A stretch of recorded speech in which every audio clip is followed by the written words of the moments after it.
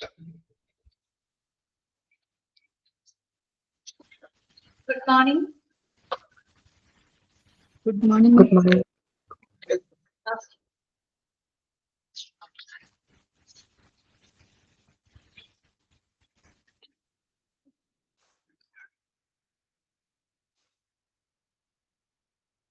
Okay, അപ്പൊ നമുക്ക് തുടങ്ങാം.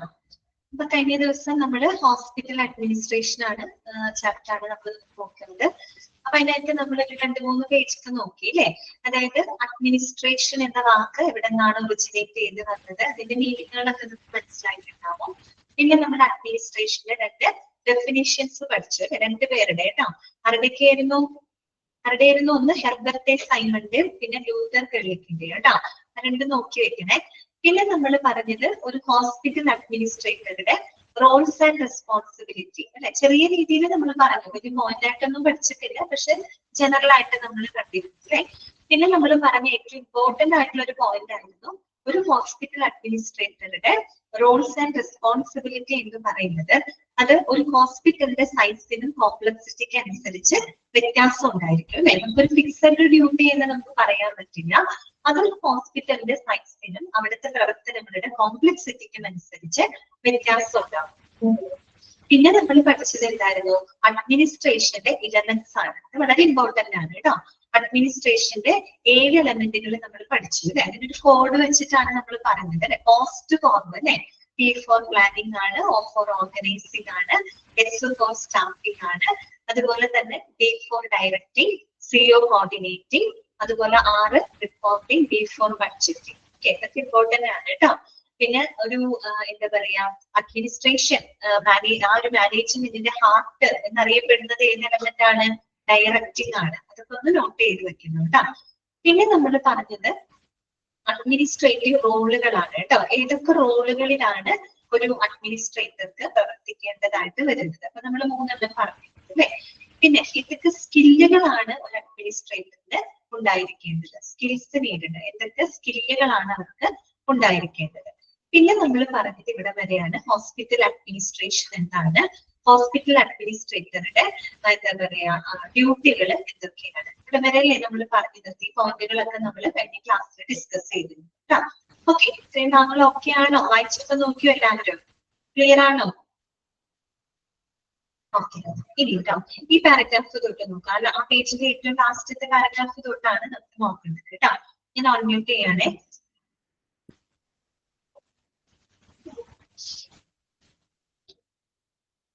Hospital administrators have to stay current on any laws and regulations that affect the health care or hospital industry as well as the medical and technological progress. എന്താണ് പറയുന്നത്? അതായത് ഒരു hospital administrator എന്ന് പറയുന്നത് നമ്മൾ ഈ പറയുന്ന ഹോസ്പിറ്റൽ ആയിക്കോട്ടെ, മറ്റ് ഹെൽത്ത് കെയർ ഫെസിലിറ്റി ആയിക്കോട്ടെ, അതുപോലെ തന്നെ മെഡിക്കൽ ടെക്നോളജിക്കൽ പ്രോഗ്രസ്സുമായിട്ട് ബന്ധപ്പെട്ട മെഡിക്കൽ ടെക്നോളജിക്കൽ പ്രോഗ്രസിനെയൊക്കെ സ്വാധീനിക്കുന്ന എല്ലാവിധ റൂൾസ് ആൻഡ് റെഗുലേഷൻസിനെ പറ്റിയും ആർക്കറിവുണ്ടായിരിക്കണം? അഡ്മിനിസ്ട്രേറ്റർക്ക് അറിവുണ്ടായിരിക്കണം അല്ലെ. ഒരു അഡ്മിനിസ്ട്രേറ്റർ എന്ന് പറയുമ്പോൾ അദ്ദേഹം എത്രത്തോളം കേപ്പബിൾ ആണോ അത്രത്തോളം ആ ഹോസ്പിറ്റലിനെ നമുക്ക് നല്ല രീതിയിൽ മുന്നോട്ട് കൊണ്ടുപോകാനായിട്ട് പറ്റും. അതുകൊണ്ട് തന്നെ നമ്മുടെ ഹെൽത്ത് കെയർ ഫെസിലിറ്റീനെ, നമ്മുടെ ആരോഗ്യ മേഖല, നമ്മുടെ ഹെൽത്ത് ഇൻഡസ്ട്രീനെയും അതുപോലെ തന്നെ മെഡിക്കൽ ടെക്നോളജിക്കൽ പ്രോഗ്രസ്, നമുക്കറിയാം ഇന്നത്തെ ആരോഗ്യ മേഖല എന്ന് പറയുമ്പോൾ ഒരുപാട് അഡ്വാൻസ്ഡ് ആണ് അല്ലെ. അപ്പൊ അത്തരത്തിലുള്ള മെഡിക്കൽ ടെക്നോളജിക്കൽ പ്രോഗ്രസിനെയൊക്കെ സ്വാധീനിക്കുന്ന എല്ലാവിധ നിയമങ്ങളെ പറ്റിയും അതുപോലെ റെഗുലേഷൻസുകളും ചട്ടങ്ങളെ പറ്റിയിട്ടൊക്കെ അറിവ് ആർക്കുണ്ടായിരിക്കണം? ഒരു അഡ്മിനിസ്ട്രേറ്റർക്ക് ഉണ്ടായിരിക്കണം. ഓക്കെ, ഇതാണ് അവരിവിടെ പറയുന്നത് കേട്ടോ. അത്യാവശ്യം നോളജബിൾ ആയിരിക്കണം. ഹോസ്പിറ്റലിന്റെ റൂൾസ് തന്നെ ആയാലും, ഹോസ്പിറ്റൽ റൂൾസ് മാത്രമല്ല അവിടുത്തെ പ്രവർത്തനങ്ങളുമായിട്ട് ബന്ധപ്പെട്ട എല്ലാ rules and regulations. Okay, federal rules and regulations ഉണ്ട്, സ്റ്റേറ്റ് റൂൾസ് ആൻഡ് റെഗുലേഷൻസ് ഉണ്ട്, അതുകൂടാതെ റീജിയണൽ റൂൾസ് ആൻഡ് റെഗുലേഷൻ ഉണ്ട്. അതിന് പുറമെ ഹോസ്പിറ്റലിനും അവരുടേതായ റൂൾസ് ആൻഡ് റെഗുലേഷൻസ് ഉണ്ട് അല്ലെ. ഇതിനെ പറ്റിയുള്ള നല്ലൊരു അവയർനെസ്, ഒരു നോളജ് ആർക്കുണ്ടായിരിക്കണം? ഒരു അഡ്മിനിസ്ട്രേറ്റർക്ക് ഉണ്ടായിരിക്കണം. ഓക്കെ, ഇനി നോക്കാം. Business leaders, hospital administrators must oversee. അതായത് ഒരു ബിസിനസ് ലീഡർ എന്നുള്ള രീതിയിൽ ഒരു അഡ്മിനിസ്ട്രേറ്റർ മേൽനോട്ടം വയ്ക്കേണ്ട കാര്യങ്ങൾ എന്തൊക്കെയാണ്? ഒരു 5 പോയിന്റുകൾ നമ്മൾ കൊടുത്തിട്ടുണ്ട് കേട്ടോ, മനസ്സിലാക്കി വെക്കുക. ഒന്നാമത്തത് ലോങ് ടേം പ്ലാനിങ് ആണ് കേട്ടോ. ലോങ് ടേം പ്ലാനിങ് ആണ്, ദീർഘകാല ആസൂത്രണങ്ങൾ അല്ലെ എന്ന് പറഞ്ഞാൽ എന്താ ഉദ്ദേശിക്കുന്നത്? നമ്മുടെ ഫ്യൂച്ചറിൽ ഭാവിയിൽ നമ്മുടെ ഹോസ്പിറ്റലിന്റെ ഗ്രോത്ത് അല്ലെ, ഹോസ്പിറ്റലിന്റെ വളർച്ചയ്ക്കും ഹോസ്പിറ്റലിന്റെ സക്സസിനും വേണ്ടിയിട്ട് നല്ല നല്ല സ്ട്രാറ്റജികൾ ഡെവലപ്പ് ചെയ്യുക. അതാണ് ലോങ് ടേം പ്ലാനിങ് എന്ന് പറയുന്നത് അല്ലെ. എന്ന് പറഞ്ഞാല് ഭാവിയിൽ നമ്മുടെ ഹോസ്പിറ്റലിന്റെ വളർച്ചയ്ക്കും അതിന്റെ സക്സസിനും അല്ലെ, സക്സസിനും വേണ്ടിയിട്ട് ഉള്ള നല്ല നല്ല തന്ത്രങ്ങള് സ്ട്രാറ്റജികളൊക്കെ ഡെവലപ്പ് ചെയ്യുക എന്നുള്ളത് ആരുടെ റോളില്, ആരുടെ റെസ്പോൺസിബിലിറ്റിയിൽ വരുന്നതാണ്? അഡ്മിനിസ്ട്രേറ്ററുടെ ഡ്യൂട്ടിയിൽ വരുന്നതാണ്. ഓക്കെ, പിന്നെന്താണ് പറയുന്നത്? ഓപ്പറേറ്റിംഗ് ഒബ്ജക്റ്റീവ്സ് ആൻഡ് ബഡ്ജറ്റ്സ് അല്ലെ. ഓപ്പറേറ്റിംഗ് ഒബ്ജക്റ്റീവ്സ് ആൻഡ് ബഡ്ജറ്റ്സ് എന്ന് പറഞ്ഞ എന്താണ്? ഓപ്പറേറ്റിംഗ് ഒബ്ജക്റ്റീവ്സ് എന്ന് പറഞ്ഞ എന്താണ്? നമ്മുടെ ഹോസ്പിറ്റലിലെ ദൈനംദിന ഓപ്പറേഷൻസുമായിട്ട് ബന്ധപ്പെട്ട ഗോൾസുകള്, ലക്ഷ്യങ്ങള് അത് സെറ്റ് ചെയ്യാം അല്ലെ. ഡെയിലി ഹോസ്പിറ്റൽ എന്ന് പറയുമ്പോൾ അവിടെ ഡെയിലി ഓരോ പ്രവർത്തനങ്ങൾ നടക്കുന്നുണ്ട് അല്ലെ. ഡെയിലി ഉള്ള ഓപ്പറേഷൻസിന് അതിന്റേതായ ചില ഗോൾസ് ഉണ്ട്, അതിന്റേതായ ചില ഒബ്ജക്റ്റീവ്സുകൾ ഉണ്ട്. അത് കൃത്യമായിട്ട് സെറ്റ് ചെയ്തുകൊണ്ട് പ്രവർത്തിക്കാം. അതോടൊപ്പം തന്നെ ബഡ്ജറ്റ് എന്ന് പറഞ്ഞ ഇവിടെ എന്താ ഉദ്ദേശിക്കുന്നത്? ഫിനാൻഷ്യൽ മാനേജ്മെന്റ് ആണ് അല്ലെ. ഫിനാൻഷ്യൽ മാനേജ്മെന്റ് നടത്തുക, അതുപോലെ തന്നെ എല്ലാവിധ ഫിനാൻഷ്യൽ റിസോഴ്സിനെ നല്ല രീതിയിൽ കോർഡിനേറ്റ് ചെയ്തുകൊണ്ട് ഫണ്ടുകളൊക്കെ പ്രോപ്പർ ആയിട്ടുള്ള രീതിയിൽ അലോക്കേറ്റ് ചെയ്യുക. അങ്ങനെയുള്ള കാര്യങ്ങളൊക്കെ ആര് ചെയ്യണം? അഡ്മിനിസ്ട്രേറ്റർ ചെയ്യണം. ഓക്കെ, അതാണ് അവിടെ പറയുന്നത് ഓപ്പറേറ്റിംഗ് ഒബ്ജക്റ്റീവ്സ് ആൻഡ് ബഡ്ജറ്റ്സ്. പിന്നെന്താണ്? The systematic delivery of the medical services. അതുപോലെ തന്നെ നമ്മുടെ എല്ലാവിധ നല്ല ക്വാളിറ്റി പേഷ്യന്റ് കെയറിന്റെ ആ ഒരു ഡിസ്ട്രിബ്യൂഷൻ ഉറപ്പാക്കണം അല്ലെ. Ensure the systematic delivery of medical services അല്ലെ. ഏറ്റവും ക്വാളിറ്റി ഉള്ള ഒരു പേഷ്യന്റ് കെയർ അത് ഉറപ്പുവരുത്തേണ്ടതുണ്ട്. ഓക്കെ, പിന്നെന്താണ്? Financial reports. ഒരു ഹോസ്പിറ്റലിന്റെ ഫിനാൻഷ്യൽ സംബന്ധമായിട്ടുള്ള എല്ലാ റിപ്പോർട്ടുകളും തയ്യാറാക്കുക, അത് കൃത്യമായിട്ട് സബ്മിറ്റ് ചെയ്യുക, അത് റിവ്യൂ ചെയ്യുക. അങ്ങനെയുള്ള കാര്യങ്ങളിലൊക്കെ ആര് മേൽനോട്ടം വഹിക്കണം? അഡ്മിനിസ്ട്രേറ്റർ മേൽനോട്ടം വഹിക്കണം അല്ലെ. പിന്നെന്താണ്? ഹോസ്പിറ്റൽ പോളിസി മാനേജേഴ്സ് അല്ലെ. നിങ്ങൾ എന്ത് ചെയ്യണം? ഇംപ്ലിമെന്റിങ് അല്ലെ. അതായത് ഈ പറയുന്ന പോലെ ഹോസ്പിറ്റൽ സംബന്ധമായിട്ടുള്ള പോളിസികൾ ഫോർമുലേറ്റ് ചെയ്യണം, അത് നടപ്പിലാക്കണം. അതുപോലെ പല അതിനകത്ത് പോളിസികളിൽ പല ചേഞ്ചുകൾ വരുത്തണം ആവശ്യമുള്ള സമയങ്ങളിൽ. ഇതിലൊക്കെ ആര് മേൽനോട്ടം വഹിക്കേണ്ടതുണ്ട്? ഈ പറയുന്ന അഡ്മിനിസ്ട്രേറ്റർ മേൽനോട്ടം. ക്ലിയർ ആയോ പറഞ്ഞത്? ഒരു ബിസിനസ് ലീഡർ എന്നുള്ള രീതിയിൽ ഒരു ഹോസ്പിറ്റൽ അഡ്മിനിസ്ട്രേറ്റർ സൂപ്പർവൈസ് ചെയ്യുന്ന കാര്യങ്ങളാണ് ഈ പറഞ്ഞത്. ലോങ് ടേം പ്ലാനിങ്, അതുപോലെ operating objectives and budget, systematic delivery of medical services, financial reports, അതുപോലെ ഹോസ്പിറ്റൽ പോളിസി ചേഞ്ചസ് ഒക്കെയാണോ? ഇനി എന്താണ് പറയുന്നത്? Their strong interpersonal skills are needed when overseeing and mentoring staff interacting with the community and cooperating with the governing boards. അതുകൂടാതെ നമ്മൾ പറഞ്ഞു അല്ലെ, ഒരു എന്താ പറയാ അഡ്മിനിസ്ട്രേറ്റർക്ക് ഏറ്റവും ഉണ്ടായിരിക്കേണ്ട ഒരു സ്കില്ലാണ് അല്ലെ ഇന്റർപേഴ്സണൽ സ്കിൽ എന്ന് പറയുന്നത്. നേരത്തെ കുറെ സ്കില്ലുകളൊക്കെ പഠിച്ചില്ലേ, അതിനകത്ത് വരുന്നതാണ് അല്ലെ ഇന്റർപേഴ്സണൽ സ്കില്ലാണ്. മറ്റുള്ള ആളുകളുമായിട്ട് ഇടപഴകാനും അവരുമായിട്ട് നല്ലൊരു റിലേഷൻഷിപ്പ് മെയിൻറ്റെയിൻ ചെയ്യാനുള്ള ഒരു സ്കില്ല് ആർക്കുണ്ടായിരിക്കണം? അഡ്മിനിസ്ട്രേറ്റർക്ക് ഉണ്ടായിരിക്കണം. വളരെ അത്യാവശ്യമായിട്ടുള്ള ഒരു കാര്യമാണ് അല്ലെ. അപ്പൊ അതുകൊണ്ട് തന്നെ മറ്റുള്ള കമ്മ്യൂണിറ്റി ആയിട്ടൊക്കെ ഇടപഴകുന്ന ആളുകള്, കമ്മ്യൂണിറ്റി ആയിട്ട് ഇടപഴകാനും അവരുമായിട്ട് ഇടപഴകുന്ന മറ്റുള്ള സ്റ്റാഫുകളെ എന്താ പറയാ സൂപ്പർവൈസ് ചെയ്യാനും, അതുപോലെ ഭരണസമിതി ഗവേണിംഗ് ബോർഡ്സ് നമ്മുടെ ഹോസ്പിറ്റലിന്റെ ഭരണസമിതിയുമായിട്ടൊക്കെ സഹകരിച്ച് പ്രവർത്തിക്കുന്നതിലും ഒരു അഡ്മിനിസ്ട്രേറ്റർക്ക് എന്ത് ആവശ്യമാണ്? ഇന്റർപേഴ്സണൽ സ്കില്ലുകൾ ആവശ്യമാണ്. എന്ന് വെച്ചാൽ മറ്റുള്ളവരുമായിട്ട് നല്ല രീതിയിൽ കോപ്പറേറ്റ് ചെയ്ത് പ്രവർത്തിക്കാനുള്ള ഒരു സ്കില്ല് അയാൾക്ക് ഉണ്ടായിരിക്കണം. ഓക്കെ, ജനറൽ ആയിട്ടുള്ള കാര്യങ്ങളാണ് കേട്ടോ പറയുന്നത്, വേറെ പോയിന്റുകളൊന്നുമില്ല. എന്തായാലും ഇതൊക്കെ ഒന്ന് നോട്ട് ചെയ്തിരിക്കുക കേട്ടോ. ഓക്കെ, ഇത്രയും കാര്യങ്ങളൊക്കെ അല്ലേ? നെക്സ്റ്റ് വരുന്നതാണ് ഹോസ്പിറ്റൽ അഡ്മിനിസ്ട്രേറ്റർ ജോബ്സ് കേട്ടോ. ഓക്കെ, ഹോസ്പിറ്റൽ അഡ്മിനിസ്ട്രേഷന് എന്തൊക്കെ ജോലി സാധ്യതകളുണ്ട്, എവിടെയൊക്കെ അവർക്ക് വർക്ക് ചെയ്യാം എന്നൊക്കെയാണ് അവിടെ കൊടുത്തിരിക്കുന്നത് കേട്ടോ. In besides to hospitals, which may range from small community hospital to massive multi-hospital systems, these healthcare administrators may also work for. എവിടെയൊക്കെ ഒരു അഡ്മിനിസ്ട്രേറ്റർക്ക് വർക്ക് ചെയ്യാം? ഹോസ്പിറ്റലിന് മാത്രമല്ല, ഹോസ്പിറ്റൽ പോലെയുള്ള പല ഹെൽത്ത് കെയർ ഫെസിലിറ്റികളിലും ആർക്ക് ജോലി ലഭിക്കുന്ന ആർക്ക് വർക്ക് ചെയ്യാം, അഡ്മിനിസ്ട്രേറ്റർമാർക്ക് വർക്ക് ചെയ്യാം. അപ്പൊ എവിടെയൊക്കെ വർക്ക് ചെയ്യാം എന്നാണ് ഇവരുടെ പറയുന്നത്. അതൊക്കെ ഒന്ന് നോട്ട് ചെയ്തിരിക്കാം. ഒന്നാമത്തത് റീഹാബിലിറ്റേഷൻ ഫെസിലിറ്റീസ് കേട്ടോ. അറിയാലോ റീഹാബിലിറ്റേഷൻ ഫെസിലിറ്റി എന്ന് പറഞ്ഞിട്ടാണ് പുനരധിവാസ ആരോഗ്യ സംരക്ഷണ കേന്ദ്രങ്ങൾ അല്ലെ. പ്രത്യേകിച്ച് ഈ പറയുന്ന പോലെ ആക്സിഡന്റ് സംഭവിച്ച അല്ലെങ്കിൽ ഭയങ്കര ഗുരുതരമായിട്ടുള്ള പരിക്കുകളൊക്കെ പറ്റിയിട്ട് നോർമൽ ലൈഫ് ഫംഗ്ഷൻ ഒക്കെ മാറി നിൽക്കുന്ന പേഷ്യൻസിനെ അവരെ പഴയൊരു ലൈഫിലോട്ട് റെസ്ക്യൂ ചെയ്യുന്നതിനായിട്ടുള്ള റീഹാബിലിറ്റേഷൻ ഫെസിലിറ്റികള് അല്ലെ, പുനരധിവാസ സംവിധാനങ്ങള് അവിടെയൊക്കെ ആർക്ക് വർക്ക് ചെയ്യാം, അഡ്മിനിസ്ട്രേറ്റീവ് വർക്ക് ചെയ്യാം. ഒന്ന് റീഹാബിലിറ്റേഷൻ ഫെസിലിറ്റീസ്. രണ്ടാമത്തത് ആംബുലേറ്ററി കെയർ സെന്ററുകൾ. ആംബുലേറ്ററി കെയർ സെന്റർ എന്ന് പറഞ്ഞാൽ എന്താണെന്ന് അറിയാമോ? അതായത് ഔട്ട് പേഷ്യന്റ് അടിസ്ഥാനത്തില് രോഗികൾക്ക് ആരോഗ്യ സേവനങ്ങള്, മെഡിക്കൽ പരിചരണങ്ങളൊക്കെ കൊടുക്കുന്ന സംവിധാനങ്ങളാണ് കേട്ടോ. അതിനെയാണ് നമ്മൾ ആംബുലേറ്ററി കെയർ സെന്റർ എന്ന് പറയുന്നത്. ഒന്ന് കേൾക്കാം, ആംബുലേറ്ററി കെയർ സെന്റർ എന്ന് പറഞ്ഞാല് ഔട്ട് പേഷ്യന്റ് അടിസ്ഥാനത്തില് രോഗികൾക്ക് മെഡിക്കൽ പരിചരണങ്ങള് അല്ലെങ്കിൽ ആരോഗ്യ സംരക്ഷണ സേവനങ്ങള് കൊടുക്കുന്ന സംവിധാനങ്ങള് അതിനെയാണ് നമ്മൾ ആംബുലേറ്ററി കെയർ സെന്റർ. ഞാൻ പറഞ്ഞു പ്രത്യേകം ഔട്ട് പേഷ്യന്റ് അടിസ്ഥാനം എന്ന് പറഞ്ഞാൽ എന്താണ്? അവർക്ക് രാത്രി സ്റ്റേ ചെയ്യേണ്ട ആവശ്യമില്ല അവിടെ. ഓക്കെ, രാത്രി സ്റ്റേ അവിടെ ചെയ്യേണ്ടി വരുന്നില്ല. ഔട്ട് പേഷ്യന്റ് പോലെ നമ്മൾ രാവിലെ പോയി ഡോക്ടർ കൺസൾട്ട് ചെയ്ത് മരുന്ന് വാങ്ങിച്ച് തിരിച്ചു വരില്ലേ, അതേ രീതിയിൽ ഡേ കെയർ ഫെസിലിറ്റി ഒക്കെ പോലെ കേട്ടോ. അപ്പൊ അങ്ങനെയുള്ള ഫെസിലിറ്റികളിലും അത് തന്നെ ശരത്, അതെ അതെ, അഡ്മിറ്റ് ആവേണ്ട ആവശ്യമില്ല കേട്ടോ. അപ്പൊ അങ്ങനെയാണ് ആംബുലേറ്ററി കെയർ സെന്റർ എന്ന് പറയുന്നത്. പിന്നെ വരുന്നത് എന്താണ്? Group medical practices. Group medical practices എന്ന് പറയുമ്പോൾ ഇപ്പൊ രണ്ടോ അതിൽ കൂടുതലോ ഡോക്ടേഴ്സുകളൊക്കെ ഒരുമിച്ച് ചേർന്ന് ഈ മെഡിക്കൽ സേവനങ്ങളൊക്കെ കൊടുക്കുന്ന സംവിധാനങ്ങളുണ്ട് അല്ലെ, കണ്ടിട്ടില്ലേ? പ്രത്യേകിച്ച് ഈ ഡെന്റൽ ഡോക്ടേഴ്സിന്റെ ഒക്കെ അവരൊക്കെ അങ്ങനെ തുടങ്ങാറുണ്ട് അല്ലെ. രണ്ടോ അതിൽ കൂടുതലോ ഡോക്ടർമാരുകളൊക്കെ ചേർന്നിട്ട് മെഡിക്കൽ പരിചരണങ്ങളൊക്കെ കൈകാര്യം ചെയ്യുന്ന ഫെസിലിറ്റികൾ. അപ്പൊ അങ്ങനെയുള്ള ഗ്രൂപ്പ് മെഡിക്കൽ എന്താ പറയുക ഫെസിലിറ്റികളിലൊക്കെ നമുക്ക് ചെയ്യാം.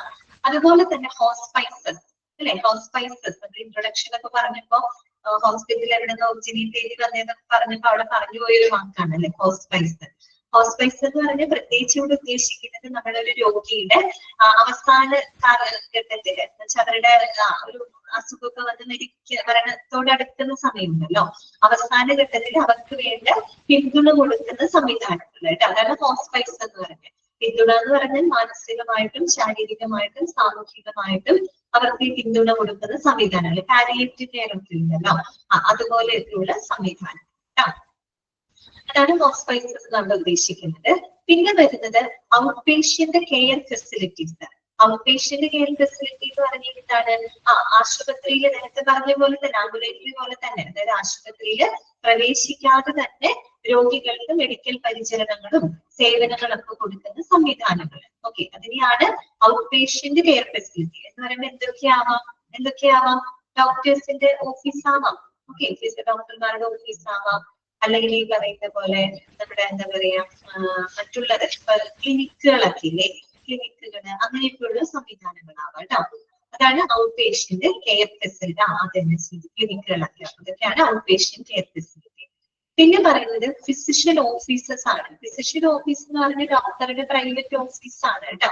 അപ്പൊ അവിടെ ഡോക്ടർ ഈ പറയുന്ന പോലെ ശരിക്കും ക്ലിനിക്കൊക്കെ പോലെ തന്നെയാണ്. ഡോക്ടേഴ്സിന്റെ ഓഫീസ് എന്ന് പറയുമ്പോൾ അവിടെ രോഗികള് വെയിറ്റ് ചെയ്യാം, ഡോക്ടർക്ക് അത്യാവശ്യം വേണ്ട എന്താ പറയാ ട്രീറ്റ്മെന്റുകളൊക്കെ കൊടുക്കാം. പക്ഷെ ഒരു കാര്യമുണ്ട്, അവിടെ വളരെ വിപുലമായിട്ടുള്ള മെഡിക്കൽ പരിചരണങ്ങളൊന്നും കൊടുക്കൂല കേട്ടോ. വളരെ പ്രൈമറി ആയിട്ടുള്ള പ്രാഥമികമായിട്ടുള്ള മെഡിക്കൽ സേവനങ്ങൾ മാത്രമേ ഇവിടെ കൊടുക്കുള്ളൂ, ഫിസിഷ്യൻ ഓഫീസേഴ്സിന് കൊടുക്കുള്ളൂ. പക്ഷെ വലിയൊരു പരിചരണം കൊടുക്കാനുള്ള ഫെസിലിറ്റികളൊന്നും അവിടെ ഉണ്ടായിരിക്കില്ല. ഓക്കെ, പിന്നെ വരുന്നത് റെസിഡൻഷ്യൽ കെയർ ഫെസിലിറ്റീസ്. അതായത് ഇപ്പൊ ദീർഘകാലം എന്താ പറയാ പരിചരണങ്ങൾക്ക് ആവശ്യമായിട്ടുള്ള രോഗികളുണ്ടാവും. ഇപ്പൊ നമ്മൾ ജെറിയാട്രിക് കെയർ സെന്ററുകളൊക്കെ പോലെ വയസ്സായ ആളുകള് ആരും നോക്കാനില്ല, ഒരുപാട് കാലങ്ങളോളം അവർക്ക് മെഡിക്കൽ പരിചരണങ്ങൾക്ക് ആവശ്യമായിട്ടുള്ള അത്തരത്തിലുള്ള റെസിഡൻഷ്യൽ കെയർ ഫെസിലിറ്റികളില് വർക്ക് ചെയ്യാം. അതുപോലെ തന്നെ home health care. Home health care എന്ന് പറഞ്ഞാൽ ഹോം ഹെൽത്ത് കെയർ ഏജൻസികൾ ഉണ്ട് അല്ലെ. ഇപ്പൊ തീരെ സുഖമില്ലാത്ത ബെഡ്രിഡനൊക്കെ ആയിട്ടുള്ള പേഷ്യൻസിന് വീട്ടിൽ വന്നുകൊണ്ടവർക്ക് എന്താ പറയാ ട്രീറ്റ്മെന്റുകള് അല്ലെ പരിചരണങ്ങളൊക്കെ കൊടുക്കുന്ന സംവിധാനങ്ങൾ. ഹോം നഴ്സിംഗ് അല്ലെ, ഹോം നഴ്സ് അല്ലെങ്കിൽ ഈ പറയുന്ന പോലെ മറ്റേ ഫിസിയോതെറാപ്പി സേവനങ്ങളൊക്കെ കൊടുക്കാറുണ്ട്. ഇനി പറയുന്ന സോഷ്യൽ വർക്ക് സേവനങ്ങളൊക്കെ വീട്ടിൽ ചെന്ന് കൊടുക്കാറൊക്കെ ഉണ്ട് അല്ലെ. അപ്പൊ അത്തരത്തിലുള്ള ആളുകളെയൊക്കെ പ്രൊമോട്ട് ചെയ്യുന്ന, അത്തരത്തിലുള്ള ആളുകളെയൊക്കെ സപ്ലൈ ചെയ്യുന്ന ഹോം ഹെൽത്ത് കെയർ ഏജൻസികളൊക്കെ ഉണ്ട്. അപ്പൊ അവിടെ വർക്ക് ചെയ്യാം. പിന്നെ പറയുന്നത് മാനേജ്ഡ് കെയർ ഓർഗനൈസേഷൻ.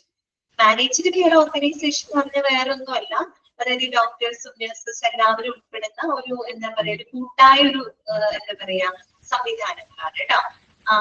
അതിനെയാണ് മാനേജ്ഡ് കെയർ ഓർഗനൈസേഷൻ എന്നൊക്കെ പറയുന്നത്. എല്ലാവരും ഉണ്ട്, എല്ലാ ഹെൽത്ത് പ്രൊഫഷണൽസും ഉൾപ്പെടുന്ന തരത്തിലുള്ള ആരോഗ്യ സംവിധാനങ്ങൾ കേട്ടോ. അപ്പൊ അവിടെയൊക്കെ ആർക്ക് വർക്ക് ചെയ്യാം? അഡ്മിനിസ്ട്രേറ്റർമാർക്ക് വർക്ക് ചെയ്യാം എന്നാണ് പറയുന്നത് കേട്ടോ. അപ്പൊ അതൊക്കെ ജസ്റ്റ് അറിഞ്ഞിരുന്നാൽ മതി. Rehabilitation facility, ambulatory care, group medical practice, hospitalized outpatient care facility, physician officer, residential care facility, home health care agency, managed care organization. Okay. ഇനി നോക്കാം.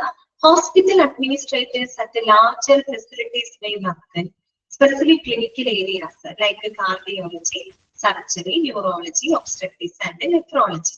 Hospital administrators at the smaller facilities may supervise different departments like finance, education, research and personnel. ഞാനിവിടെ പറയുന്നത് നമ്മള് പറഞ്ഞല്ലോ ഓരോ ഹോസ്പിറ്റലിന്റെ size കോംപ്ലക്സിറ്റിക്ക് അനുസരിച്ചൊക്കെ അവരുടെ ഡ്യൂട്ടിയിൽ വ്യത്യാസം ഉണ്ടാകുന്നു പറഞ്ഞു.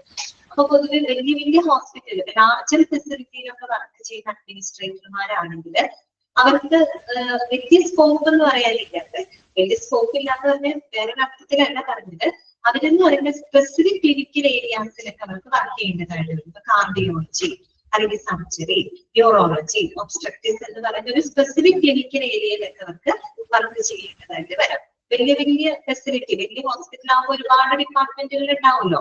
അതായത് സ്പെഷ്യലൈസ്ഡ് ആയിട്ടുള്ള ക്ലിനിക്കൽ ഡിപ്പാർട്ട്മെന്റുകൾ ധാരാളം ഉണ്ടാവും.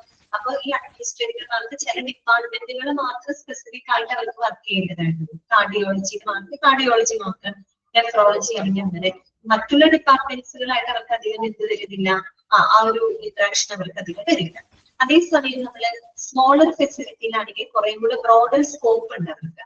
ചെറിയ ഫെസിലിറ്റി ആകുക എന്ന് പറയുമ്പോൾ അവിടെ വർക്ക് ചെയ്യുന്ന അഡ്മിനിസ്ട്രേറ്റർമാർക്ക് ഒരുവിധം എല്ലാ ഡിപ്പാർട്ട്മെന്റുകളെയും അവർക്ക് ഹാൻഡിൽ ചെയ്യേണ്ടതായിട്ട് വരും. അതായത് ഇപ്പോ ഫിനാൻസ്, എഡ്യൂക്കേഷൻ, റിസർച്ച്, പേഴ്സണൽ എന്ന് പറയുന്നത് ഹ്യൂമൻ റിസോഴ്സസ്, അങ്ങനെ എല്ലാ മാനേജ്മെന്റിനെയും അവർക്ക് ചിലപ്പോൾ കൈകാര്യം ചെയ്യേണ്ടതായിട്ട് വരും. ചുരുക്കി പറഞ്ഞാൽ എന്താണ്, ചെറിയ ഹോസ്പിറ്റലിലാണ് അവർക്ക് കൂടുതൽ ബ്രോഡർ സ്കോപ്പ് ഉള്ളത്. കാര്യം കുറെ ഡിപ്പാർട്ട്മെന്റുകളായിട്ട് അവർക്ക് ഹാൻഡിൽ ചെയ്യാനുള്ള ആ ഒരു ഓപ്പർച്യൂണിറ്റി അവർക്ക് ലഭിക്കും. അതേസമയം വലിയ വലിയ ഫെസിലിറ്റികളാകുമ്പോൾ ഒരുപാട് സ്പെഷ്യലൈസ്ഡ് ക്ലിനിക്കൽ ഡിപ്പാർട്ട്മെന്റുകൾ ഉണ്ടാകുമ്പോൾ അവരുടെ ആ ഒരു വർക്ക് ചിലപ്പോൾ ആ ഒരു പ്രത്യേകമായിട്ട് ചില ഡിപ്പാർട്ട്മെന്റുകളിലേക്ക് മാത്രമായിട്ടൊക്കെ ഒതുങ്ങി പോകാം. ഓക്കെ, ഇതൊന്ന് ജസ്റ്റ് പറഞ്ഞൊന്ന് മാറ്റിയിട്ടോ. ഇനി നമുക്ക് next നോക്കാനുള്ളത് just a few of the titles hospital administrators may possess include. അതായത് ഒരു ഹോസ്പിറ്റൽ അഡ്മിനിസ്ട്രേറ്റർക്ക് എത്താവുന്ന ചില ജോബ് പൊസിഷൻസ് ആണ് ഇവിടെ കൊടുത്തിരിക്കുന്നത്, ജോബ് ടൈറ്റിൽസ് ആണ് ഇവിടെ കൊടുത്തിരിക്കുന്നത് കേട്ടോ. അതായത് ഒരു അഡ്മിനിസ്ട്രേറ്റർക്ക് എത്താവുന്നത് ഇവിടെ ഒരുപാട് കൊടുത്തിട്ടുണ്ട്. ശരിക്കും പറഞ്ഞത് നിങ്ങളുടെ ക്വാളിഫിക്കേഷൻ, നിങ്ങളുടെ എക്സ്പീരിയൻസ്, ഇതിനൊക്കെ അനുസരിച്ച് നമുക്ക് ഈ പറയുന്ന ലെവലുകളിലൊക്കെ നമുക്ക് എത്തിപ്പെടാം എന്നാണ് പറയുന്നത് കേട്ടോ. ഇതൊക്കെ വായിച്ചു പോയാൽ മതി. Just A few of the titles കേട്ടോ. ഇതൊക്കെയാണ്. ഒന്ന് president of chief executive officer അഥവാ സിഇഒ. സിഇഒ എന്ന് പറഞ്ഞാൽ ഏറ്റവും ടോപ്പ് എക്സിക്യൂട്ടീവ് ആണ് അല്ലെ. ഒരു ഓർഗനൈസേഷനെ സംബന്ധിച്ചിടത്തോളം ഏറ്റവും ടോപ്പിൽ ഇരിക്കുന്ന എക്സിക്യൂട്ടീവ് ആണ് ഇത് സിഇഒ എന്ന് പറയുന്നത് അല്ലെ, ചീഫ് എക്സിക്യൂട്ടീവ് ഓഫീസർ. അതുപോലെ chief operating officer, COO. Chief operating officer എന്ന് പറയുമ്പോൾ ഒരു ഹോസ്പിറ്റലിലെ ദൈനംദിന പ്രവർത്തനങ്ങളെയൊക്കെ മേൽനോട്ടം വഹിക്കുന്ന ഒരു വ്യക്തിയാണ്. അതും ഒരു വിധപ്പെട്ട ഒരു സീനിയർ എക്സിക്യൂട്ടീവ് റോളാണ് കേട്ടോ. അതുപോലെ chief financial officer, CFO, chief financial officer. അതുപോലെ hospital administrator, associate executive director, director of human resources, recruitment specialist, vice president of quality, hospital operation administrator, compliance educator, director of nursing, director of clinical operations, assistant director of finance, director population of health, director patient care services. ഇങ്ങനെ ഓരോരോ റോളുകളാണ് ഹോസ്പിറ്റലിൽ വരുന്ന കുറെ job റോളുകളാണ്. ഈ പറയുന്ന റോളുകളിലൊക്കെ ഒരു അഡ്മിനിസ്ട്രേറ്റർക്ക് എത്തിപ്പെടാം എന്നാണ് പറയുന്നത്. എത്തിപ്പെടാന്ന് പറയുന്നത് അവരുടെ എക്സ്പീരിയൻസ്, അവരുടെ ക്വാളിഫിക്കേഷൻ, അതിനൊക്കെ അനുസരിച്ച് വ്യത്യാസപ്പെട്ടുകൊണ്ടിരിക്കും കേട്ടോ. ജസ്റ്റ് ഒന്ന് അറിഞ്ഞിരുന്നോ, വേറെ ഒന്നും എഴുതിയില്ല കേട്ടോ. ഓക്കെ, മനസ്സിലായോ? ഓക്കെ ആണോ? ഓക്കെ, അടുത്ത നമുക്ക് പഠിക്കാനുള്ളത് functions of the hospital administrator കേട്ടോ. നമ്മളിനി വേറൊരു ചാപ്റ്റർ പഠിക്കുന്നുണ്ട്, ഫോർത്ത് മൊഡ്യൂളിനകത്ത് റെസ്പോൺസിബിലിറ്റീസ് ഓഫ് ഹോസ്പിറ്റൽ അഡ്മിനിസ്ട്രേറ്റർ എന്നൊരു ചാപ്റ്റർ നമുക്ക് പഠിക്കാം. അതിന് ശരിക്കും ഈ അഡ്മിനിസ്ട്രേറ്ററുടെ ഡ്യൂട്ടീസ് ആൻഡ് റെസ്പോൺസിബിലിറ്റി ഇങ്ങനെ പോയിന്റ് ആയിട്ട് തന്നെ കൃത്യമായിട്ട് കൊടുത്തിട്ടുണ്ട് കേട്ടോ. ഇവിടെ എന്ന് പറയുമ്പോൾ ജനറലൈസ് ചെയ്ത കുറെ കാര്യങ്ങളാണ് പറയുന്നത്. ആ ഒരു ചാപ്റ്ററിൽ വരുമ്പോൾ ഓരോരുത്തരുടെയും ഡ്യൂട്ടി ആൻഡ് റെസ്പോൺസിബിലിറ്റി അവിടെ പ്രത്യേകം പോയിന്റ് ആയിട്ട് തന്നെ കൊടുത്തിട്ടുണ്ട് കേട്ടോ.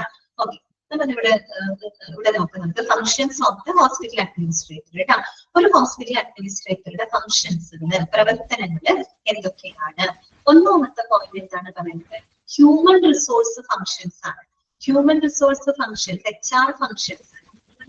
HR ഫങ്ഷൻസ് ഒക്കെ HR ഡിപ്പാർട്ട്മെന്റിൽ ചെയ്യുന്നത്, അവിടെ അഡ്മിനിസ്ട്രേറ്റർക്ക് റോള് വരുന്നുണ്ടോ എന്ന് ചിന്തിക്കുന്നുണ്ടോ? റോള് വരുന്നുണ്ട് കേട്ടോ. ഹ്യൂമൻ റിസോഴ്സ് ഫങ്ഷൻസ്, അതായത് ചില ആളുകളെ, അതായത് നമ്മുടെ സ്റ്റാഫുകളെയൊക്കെ റിക്രൂട്ട് ചെയ്യുന്നതിന്, അവരെ ഹയർ ചെയ്യുന്നതിനൊക്കെ മാർക്ക് റോള് വരുന്നുണ്ട്, അഡ്മിനിസ്ട്രേറ്റർക്ക് റോള് വരുന്നുണ്ട്.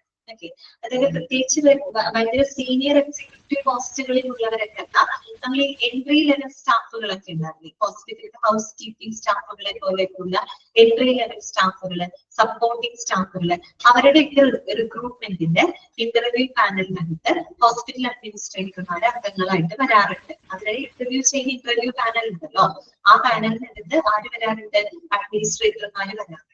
ഓക്കെ, അതാണ് അവർ പറയുന്നത് human resource functions, HR functions. അതായത് നമ്മൾ ഈ പറയുന്ന ലോവർ മാനേജ്മെന്റ് കാറ്റഗറിയിലൊക്കെ പെടുന്ന സ്റ്റാഫുകളെ ഹയർ ചെയ്യുന്നതിന്, റിക്രൂട്ട് ചെയ്യുന്നതിനൊക്കെ ആർക്ക് റോൾ ഉണ്ട്?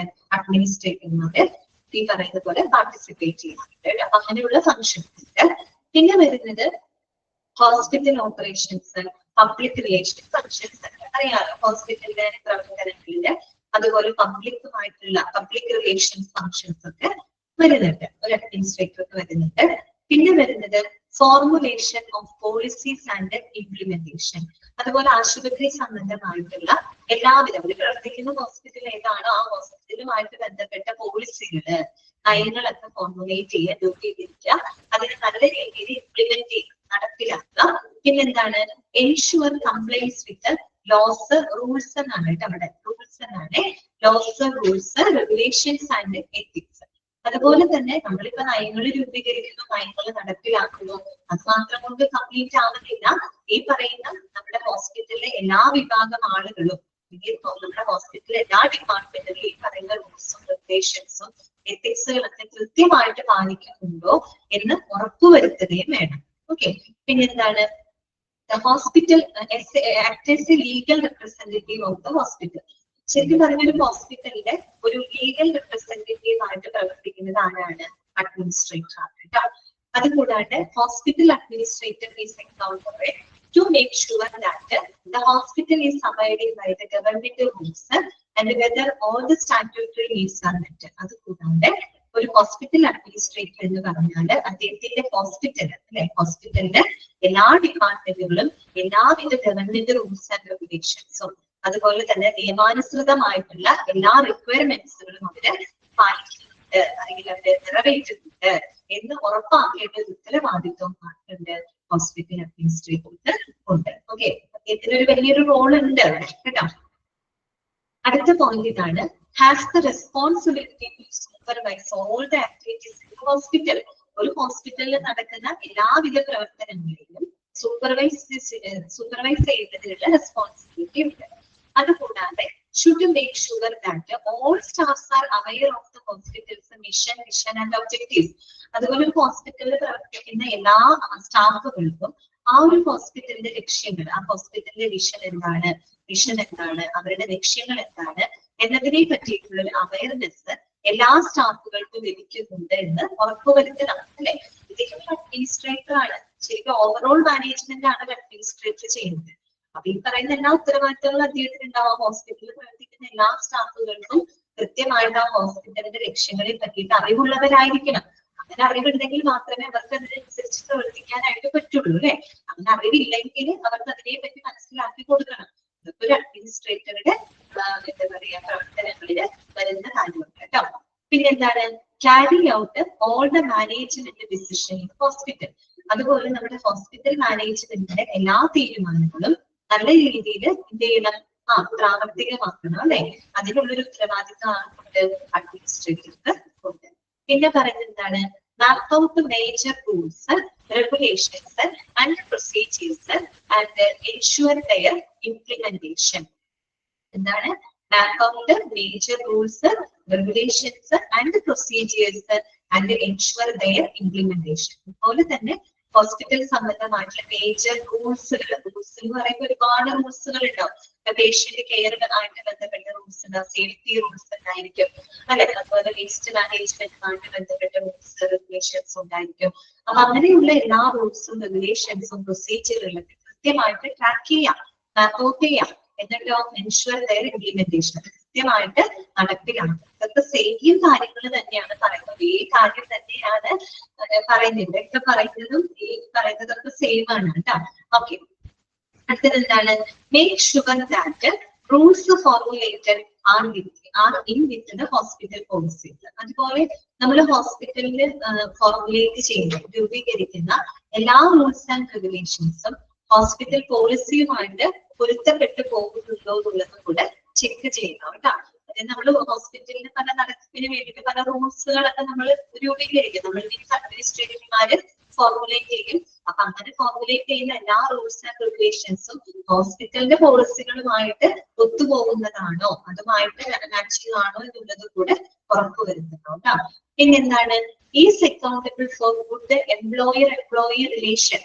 എംപ്ലോയർ റിലേഷൻ എന്ന് പറഞ്ഞാൽ ഇവിടെ ഉദ്ദേശിക്കുന്നത് അഡ്മിനിസ്ട്രേറ്റർ എന്ന് പറയുന്നത് ശരിക്കും എന്താണ്, ഒരു ഹോസ്പിറ്റലിലെ സ്റ്റാഫ് തന്നെയാണ് അല്ലെ. അവരെന്ന് പറഞ്ഞാല് എല്ലാവരുമായിട്ടും നല്ലൊരു റിലേഷൻ ഉണ്ടാക്കിയെടുക്കണം എന്നാണ് അവർ ഉദ്ദേശിക്കുന്നത് കേട്ടോ. Is accountable four good employer relation, അതായത് എല്ലാ സ്റ്റാഫുകളായിക്കോട്ടെ പുറത്ത് പബ്ലിക്കിൽ നിന്നായിക്കോട്ടെ എല്ലാവരുമായിട്ടും നല്ലൊരു റിലേഷൻഷിപ്പ് മെയിൻറ്റെയിൻ ചെയ്യുന്നതിനുള്ള ഉത്തരവാദിത്തം അഡ്മിനിസ്ട്രേറ്റർക്ക് ഉണ്ട്. പിന്നെ വരുന്നത് വർക്ക്സ് അറ്റൻഡ് ചെയ്യൽ with other executives in the hospital like medical superintendent, nursing superintendent etcetera. അതുപോലെ തന്നെ നമ്മുടെ ഹോസ്പിറ്റലിലെ മെഡിക്കൽ സൂപ്രണ്ട്, നഴ്സിംഗ് സൂപ്രണ്ട് ഒക്കെ പോലെയുള്ള മറ്റു പല എക്സിക്യൂട്ടീവ്സുകളുമായിട്ടും നല്ല രീതിയിൽ സഹകരിച്ച് പ്രവർത്തിക്കുന്നതിനുള്ള ഉത്തരവാദിത്വമുണ്ട്. പിന്നെന്താണ്, make sure that all departments function in a smooth and efficient manner. അതുപോലെ ഒരു ഹോസ്പിറ്റലിലെ എല്ലാ ഡിപ്പാർട്ട്മെന്റുകളും വളരെ സ്മൂത്ത് ആയിട്ട് വളരെ എഫിഷ്യന്റ് ആയിട്ടുള്ള രീതിയിൽ പ്രവർത്തിക്കുന്നുണ്ട് എന്ന് ഉറപ്പുവരുത്തണം. പിന്നെ act as an official representative of hospital, ഒരു ഹോസ്പിറ്റലിന്റെ ഔദ്യോഗികമായിട്ടുള്ള ഒരു പ്രതിനിധി എന്നുള്ള രീതിയിൽ പ്രവർത്തിക്കുന്നതും ആരാണ്, അഡ്മിനിസ്ട്രേറ്ററാണ്. പിന്നെന്താണ്, submit annual report to the governing body. അതുപോലെ ഭരണസമിതിക്ക് വാർഷിക റിപ്പോർട്ടുകൾ സബ്മിറ്റ് ചെയ്യേണ്ടതുണ്ട്. പിന്നെ donate to devising annual budget, അതുപോലെ തന്നെ ആനുവൽ ബഡ്ജറ്റ് വാർഷിക ബഡ്ജറ്റുകളൊക്കെ തയ്യാറാക്കാനും മാനേജ് ചെയ്യുന്നതിന് വേണ്ടിയിട്ട് അവരുടെ സംഭാവനകൾ കൊടുക്കാം. എന്ന് വെച്ചാൽ അവര് അതിന് വേണ്ടിയിട്ട് ആനുവൽ ബഡ്ജറ്റുകളും മറ്റും തയ്യാറാക്കാനും പ്ലാൻ ചെയ്യുന്നതിനൊക്കെയായിട്ട് സഹായിക്കാം. ഓക്കെ, ഇതൊക്കെ ഒരു അഡ്മിനിസ്ട്രേറ്ററുടെ എന്താണ് ഫങ്ഷൻസിൽ വരുന്നതാണ്. ഓക്കെ ആണോ? അപ്പൊ എന്തെങ്കിലുമൊക്കെ ഒന്ന് വായിച്ചു നോക്കൂ, എന്നിട്ട് എന്തെങ്കിലും മനസ്സിലാവാത്തതെങ്കിൽ പറയാം കേട്ടോ. ജസ്റ്റ് ഒന്ന് വായിച്ചു നോക്കാം.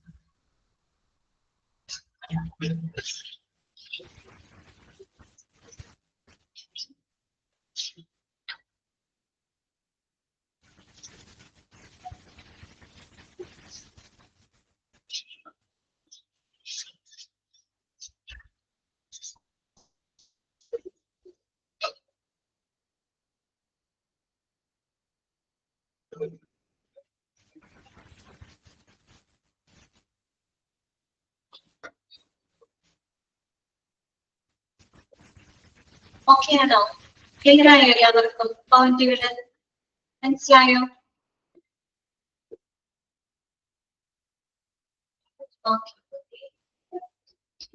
അടുത്തത് നെക്സ്റ്റ് നമുക്ക് പഠിക്കാനുള്ളത് characteristics of effective hospital administrator. Okay, ഒരു വളരെ ഇഫക്റ്റീവ് ആയിട്ടുള്ള, വളരെ എന്താ പറയാ, അത്യാവശ്യം ഒരു എഫിഷ്യന്റ് ആയിട്ടുള്ള ഒരു ഹോസ്പിറ്റൽ അഡ്മിനിസ്ട്രേറ്ററുടെ സവിശേഷതകൾ എന്തൊക്കെയാണ് കേട്ടോ. അപ്പൊ നിങ്ങളൊരു അഡ്മിനിസ്ട്രേറ്റർ ആകുമ്പോൾ നിങ്ങൾ ഈ പറയുന്ന ക്യാരക്ടറിസ്റ്റിക്സ് ഒക്കെ ഉണ്ടോ എന്നുള്ളത് നോക്കുക. ഓക്കെ, അതായത് characteristics of an effective hospital administrator, ഒരു വളരെ എഫിഷ്യന്റ് ആയിട്ടുള്ള ഒരു അഡ്മിനിസ്ട്രേറ്ററിന്റെ സവിശേഷതകൾ എന്തൊക്കെയാണ് കേട്ടോ. ഓക്കെ, ഫസ്റ്റ് പോയിന്റ് എന്താണ്? Must show competence at work. എന്താണ് must show competence at work? അവരവരുടെ വർക്കില്, അവരുടെ ജോലിയില് വളരെയധികം എന്താണ് കഴിവുള്ളവരായിരിക്കും അല്ലെ, കോമ്പീറ്റന്റ് ആയിരിക്കും എന്ന് വെച്ചാൽ പ്രൊഫഷണൽ ആയിരിക്കും, വളരെ പ്രാവീണ്യമുള്ളവരായിരിക്കും. അതാണ് അവിടെ പറയുന്നത്, must show the competence at work. അവരുടെ ജോലിയിൽ അവർ വളരെയധികം ഒരു കോമ്പീറ്റൻസ്, കഴിവ് അല്ലെ, അതിന് ആ ഒരു എന്താ പറയാ ഇൻട്രസ്റ്റ് അവർ കാണിച്ചിരിക്കും അല്ലെ. നമ്മളൊരു ഇഷ്ടപ്പെട്ട് ചെയ്യുന്ന ഒരു ജോലിയും കഷ്ടപ്പെട്ട് ചെയ്യുന്ന ജോലിയും തമ്മിൽ വ്യത്യാസമുണ്ട് അല്ലെ. നമ്മളിപ്പോ ഒരു ജോലി ഇഷ്ടപ്പെട്ടാണ് ചെയ്യുന്നതെങ്കിൽ നമ്മൾ അതില് വളരെയധികം എന്തായിരിക്കും, ഭയങ്കര ടാലന്റഡ് ആയിരിക്കും അല്ലെ. കാരണം നമ്മളത് ഒരു കടമ പോലെ ചെയ്യുന്നതാകണം. ഇഷ്ടപ്പെട്ട് ചെയ്യുമ്പോൾ നമ്മുടെ എല്ലാ ഫുൾ ഔട്ട്പുട്ട് എടുത്തിട്ടായിരിക്കും നമ്മളത് കൊടുക്കുന്നുണ്ടായിരിക്കും. അതായത് എൻജോയ് ചെയ്തിട്ടായിരിക്കും നമ്മൾ ചെയ്യുന്നുണ്ടാവുക. ചിലപ്പോൾ ആ ജോലിക്ക് അതിൻ്റെതായ ചില റിസ്ക് ബുദ്ധിമുട്ടുകളൊക്കെ ഉണ്ടാവും, പക്ഷെ നമുക്കത് റിസ്ക് ആയിട്ട് തോന്നില്ല, നമ്മൾ ഇഷ്ടപ്പെട്ടാണ് ചെയ്യുന്നത് അല്ലെ. ഓക്കെ, അത് തന്നെയാണ് അവിടെ പറയുന്നത്, must show the competence at work. അവരുടെ ജോലിയില് ഒരു കോമ്പീറ്റൻസ്, ഒരു കഴിവ്, ഇൻട്രസ്റ്റ് അല്ലെ, ഒരു കോൺഫിഡൻസ് ഒക്കെ അവര് കാണിച്ചിരിക്കും. അത് എന്തെങ്കിലും പ്രാക്ടീസ് വരുമായിരിക്കും. ഓക്കെ, പിന്നെ രണ്ടാമത്തെ പോയിന്റ് എന്താണ്? Must be sensitive to the organisations and staffs problems and requirements. എന്താണ്? must be sensitive to organizations and the staffs problems and requirements. അതുപോലെ ഒരു അഡ്മിനിസ്ട്രേറ്റർ എന്ന് പറയുമ്പോൾ അദ്ദേഹം ആ ഒരു ഓർഗനൈസേഷനിലും അതുപോലെ അവിടെ പ്രവർത്തിക്കുന്ന സ്റ്റാഫുകളുടെ പ്രോബ്ലംസുകള്, അവരുടെ ആവശ്യകതകളോടൊക്കെ കുറെ കൂടെ സെൻസിറ്റീവ് ആയിട്ടായിരിക്കും പെരുമാറുക. എന്ന് വെച്ചാൽ അവരുടെ ആവശ്യങ്ങൾക്ക്, അവരുടെ പ്രശ്നങ്ങളെയൊക്കെ കുറെ കൂടെ അവർ എന്ത് ചെയ്യും, കൺസിഡർ ചെയ്യും അല്ലെ. ഒരു നല്ലൊരു അഡ്മിനിസ്ട്രേറ്റർ എന്ന് പറയുമ്പോൾ അങ്ങനെയാണ്. ശരിക്കും അഡ്മിനിസ്ട്രേറ്റ് ചെയ്യാന്ന് തന്നെ പറഞ്ഞു കഴിഞ്ഞാല് എല്ലാവരെയും നല്ല രീതിയിൽ നമ്മൾ ഗവേൺ ചെയ്യാണ് അല്ലെ, എല്ലാവരെയും നല്ല രീതിയിൽ മാനേജ് ചെയ്ത് കൊണ്ടുപോകലാണ് അഡ്മിനിസ്ട്രേഷൻ എന്ന് പറയുന്നത്. അപ്പൊ ഒരു നല്ല അഡ്മിനിസ്ട്രേറ്റർ എന്ന് പറഞ്ഞാൽ അവര് ആ ഒരു ഹോസ്പിറ്റലിന്റെ ആയിക്കോട്ടെ, അവിടെ പ്രവർത്തിക്കുന്ന സ്റ്റാഫുകളായിക്കോട്ടെ, അവരുടെ പ്രശ്നങ്ങളെ പറ്റിയും ആവശ്യകതകളെ പറ്റിയും അവർ വളരെയധികം സെൻസിറ്റീവ് ആയിട്ട് അങ്ങനെയുള്ള കാര്യങ്ങൾക്കൊക്കെ കുറെ കൂടെ എന്താണ് പരിഗണന കൊടുത്തുകൊണ്ടായിരിക്കും അവര് പ്രവർത്തിക്കുന്നുണ്ടായിരിക്കും. ഓക്കെ, പിന്നെ അടുത്തത് എന്താണ്? Has the capacity to foresee and plan. Foresee എന്ന് വെച്ചാൽ എന്താ? മുൻകൂട്ടി കാണുക അല്ലെ.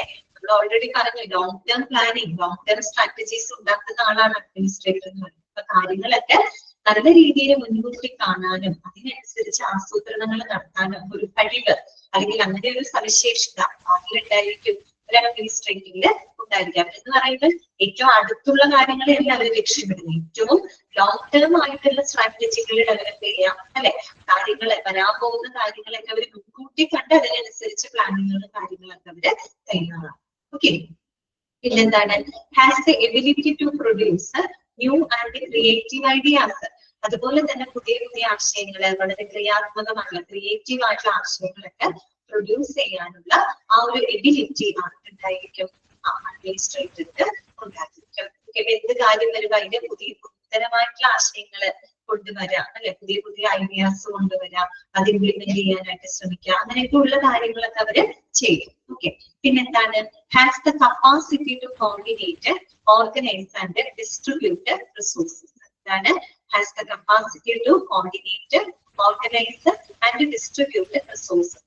അതുപോലെ തന്നെ എല്ലാ കാര്യങ്ങളെയും റിസോഴ്സുകളും, ഹ്യൂമൻ റിസോഴ്സസ് ഉൾപ്പെടെ ഒരു ഹോസ്പിറ്റലിലുള്ള എല്ലാ റിസോഴ്സിനെയും നല്ല രീതിയിൽ കോർഡിനേറ്റ് ചെയ്ത്, ഓർഗനൈസ് ചെയ്ത്, അതുപോലെ റിസോഴ്സുകളൊക്കെ നല്ല രീതിയിൽ ഡിസ്ട്രിബ്യൂട്ട് ചെയ്തുകൊണ്ട് എല്ലാം നല്ല രീതിയിൽ മാനേജ് ചെയ്ത് കൊണ്ടുപോകുന്ന ഒരു കപ്പാസിറ്റി അഡ്മിനിസ്ട്രേറ്റർക്ക് ഉണ്ടായിരിക്കും. കോർഡിനേറ്റിംഗ് കപ്പാസിറ്റി ഉണ്ടായിരിക്കും, ഓർഗനൈസിംഗ് കപ്പാസിറ്റി ഉണ്ടായിരിക്കും, അതുപോലെ തന്നെ എല്ലാ റിസോഴ്സിനും ശരിയായ രീതിയിൽ അലോക്കേറ്റ് ചെയ്യുന്നതിനുള്ള കപ്പാസിറ്റിയും ഉണ്ടായിരിക്കും അഡ്മിനിസ്ട്രേറ്റർക്ക് ഉണ്ടായിരിക്കും.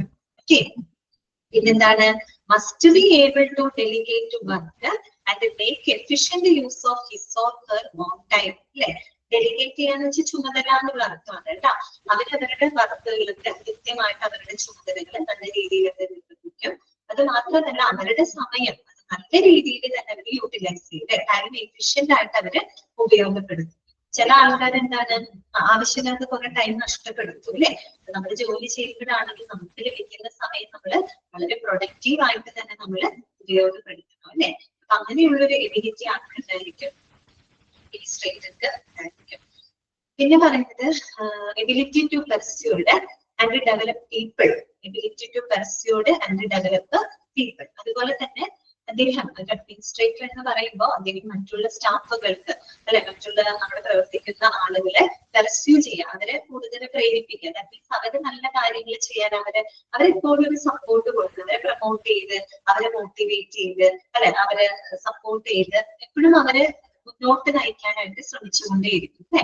ആൻഡ് ഡെവലപ്പ് പീപ്പിൾ, ആളുകളെ ഡെവലപ്പ് ചെയ്യാന്ന് പറഞ്ഞ എന്താണ്, അവർക്ക് എന്താ പറയാ, മാനസികമായിട്ടും എല്ലാ തരത്തിലുള്ള പിന്തുണ കൊടുത്ത് അവരെ മോട്ടിവേറ്റ് ചെയ്ത്, അവരെ റീൻഫോഴ്സ് ചെയ്ത്, അവർക്ക് വേണ്ട സപ്പോർട്ട് ഒക്കെ കൊടുത്തുകൊണ്ട് അവരെ മുന്നോട്ട് നയിക്കാനായിട്ടുള്ള ഒരു എബിലിറ്റി അവർക്കുണ്ടായിരിക്കും, അഡ്മിനിസ്ട്രേറ്റർ ഉണ്ടായിരിക്കും.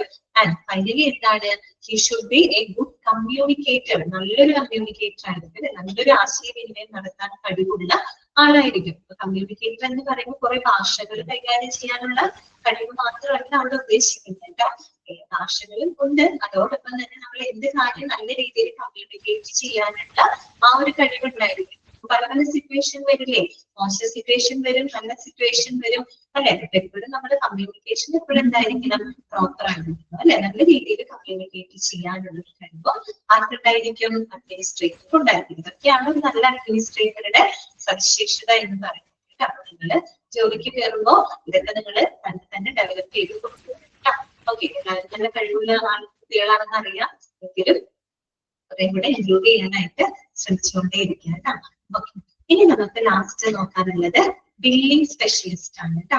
ബില്ലിംഗ് സ്പെഷ്യലിസ്റ്റ് ആണ്. അപ്പൊ നിങ്ങൾ വിചാരിക്കുന്നത് ബില്ലിംഗ് സ്പെഷ്യലിസ്റ്റിനെ പറ്റി ഇവിടെ പഠിക്കാനായിട്ട് വിചാരിക്കും അല്ലെ. ഓക്കെ, ബില്ലിംഗ് സ്പെഷ്യലിസ്റ്റിനെ പറ്റി പറയാൻ ഒരു കാരണമുണ്ട്. നമ്മൾ ആരും ബില്ലിംഗ് സ്പെഷ്യലിസ്റ്റിനെ പറ്റി അങ്ങനെ ചിന്തിക്കാറില്ലല്ലോ. ഇല്ലല്ലോ, നമ്മൾ ചിന്തിക്കാറില്ല അല്ലെ. ഇവരെന്നൊക്കെ പറഞ്ഞ ബാക്ക് എൻഡിൽ പ്രവർത്തിക്കുന്ന ആളുകളാണ്. ആ ബാക്ക് എൻഡിൽ പ്രവർത്തിക്കുന്ന ബില്ലിംഗ് സ്പെഷ്യലിസ്റ്റ് എന്ന് പറഞ്ഞാൽ അദ്ദേഹത്തിന് ഭയങ്കരമായിട്ടുള്ള ഒരു റോൾ ഉണ്ട്. നമ്മളത് അറിഞ്ഞിരിക്കണം. അതിന് വേണ്ടിയിട്ടാണ് അവിടെ കൊടുത്തിരിക്കുന്നത്. കാരണം ഇപ്പോൾ അഡ്മിനിസ്ട്രേറ്ററിന്റെ കാര്യത്തിൽ ബില്ലിംഗ് സ്പെഷ്യലിസ്റ്റിന് എന്താണ് കാര്യം എന്ന് വിചാരിക്കേണ്ട. അവര് ബാക്ക് എൻഡിൽ പ്രവർത്തിക്കുന്ന ഒത്തിരിയേറെ സപ്പോർട്ട് കൊടുക്കുന്ന ഒരു വ്യക്തിയാണ്. പ്രത്യേകിച്ച് നമുക്കറിയാം, ഒരു ഓർഗനൈസേഷന്റെ നിലനിൽപ്പിന് ഏറ്റവും അത്യാവശ്യമായിട്ടുള്ള എന്താ, ഫിനാൻഷ്യൽ സ്റ്റെബിലിറ്റിയാണ് അല്ലെ. ഒരു ഫിനാൻഷ്യൽ സ്റ്റെബിലിറ്റി ഇല്ലാത്ത ഒരു ഓർഗനൈസേഷനെ നിലനിൽക്കാൻ പറ്റുമോ? ഒരിക്കലും പറ്റില്ല അല്ലെ. അതിലൊക്കെ ഏറ്റവും പ്രധാനപ്പെട്ട റോള് കൈകാര്യം ചെയ്യുന്ന ഒരു വ്യക്തിയാണ്. അതുകൊണ്ടാണ് അവിടെ കൊടുത്തിരിക്കുന്നത്. ജസ്റ്റ് വായിക്കാം. Billing specialist centres on preparing bills and the invoices, maintaining financial records, looking over contracts and updating databases as requirement. ഓരോ പോയിന്റുകളാണ് പറഞ്ഞത് കേട്ടോ. ഒരു ബില്ലിംഗ് സ്പെഷ്യലിസ്റ്റിന്റെ ഡ്യൂട്ടികളാണ് അല്ലെങ്കിൽ അവരുടെ ഒരു റോളാണ് അവിടെ പറഞ്ഞത്. ഒന്നാമത്തെ പോയിന്റ് എന്താണ്, preparing bills and invoices. Invoice എന്ന് പറഞ്ഞാൽ എന്താ, ബില്ല് തന്നെയാണ് കേട്ടോ.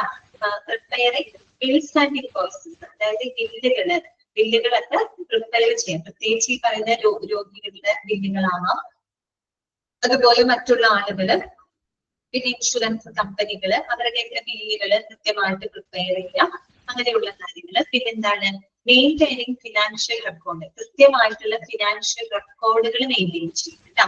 പ്രത്യേകിച്ച് രോഗികളുടെ അക്കൗണ്ട്സുകള്, പേയ്മെന്റുകള്, പിന്നെ ഇൻഷുറൻസ് കമ്പനികളുമായിട്ടുള്ള ഡീലിങ്സുകള്. ഓക്കെ, നമ്മളൊരു insurance പഠിച്ചതാണല്ലോ.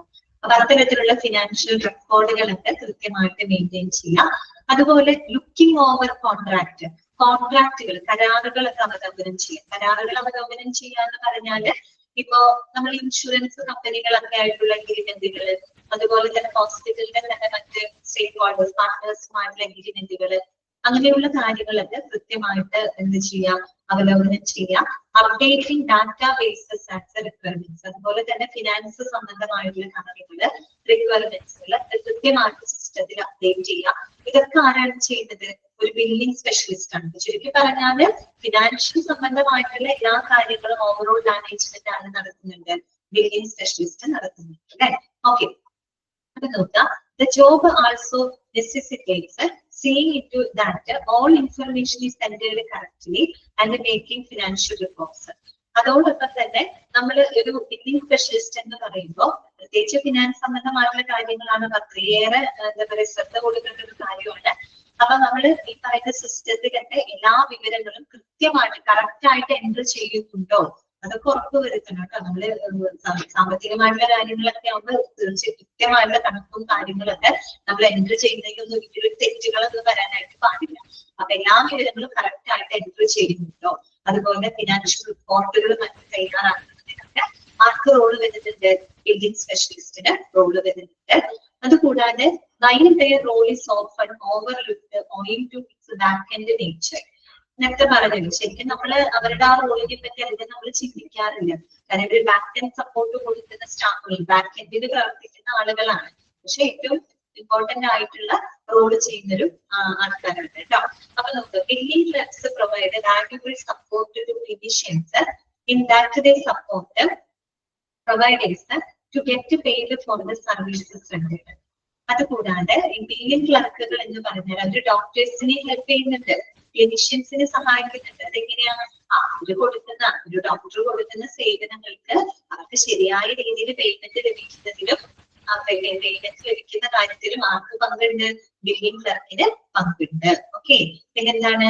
They are expected to understand the claim submission and reimbursement protocols of the both government and private insurance. അല്ലെ, അതുപോലെ ഗവൺമെന്റ് ഇൻഷുറൻസ് കമ്പനികൾ, പ്രൈവറ്റ് ഇൻഷുറൻസ് കമ്പനികളൊക്കെ ആയിട്ട് ഈ പറയുന്ന ക്ലെയിമുകൾ സബ്മിറ്റ് ചെയ്യാനും, സാമ്പത്തികമായുള്ള കാര്യങ്ങളാണല്ലോ, ക്ലെയിമുകൾ സബ്മിറ്റ് ചെയ്യാനും റീഇംബേഴ്സ്മെന്റ് പ്രോട്ടോകോൾസ് അതൊക്കെ വളരെ നല്ല രീതിയിലാണ് കൈകാര്യം ചെയ്യുന്നത്.